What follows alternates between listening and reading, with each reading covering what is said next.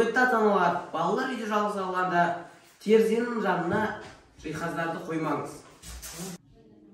Балаларға терезені 1 сантиметрден артық аса алмайтындай етіп, ысырмаларды орнатыңыз. Құрметті ата-аналар, бала терезені өздігінен аша алмайтындай етіп, терезеге блок торларын орнатыңыздар. Ата-аналар, москит торлары балаңызды құлап кетуден сақтамайды, олармен бірге құлап кетуі мүмкін. Терезеден құлаған балалардың ата-аналары қылмыстық жауапкершілікке тартылады. Ата-аналар, терезені төменнен емес жағырдан ашыңыздар.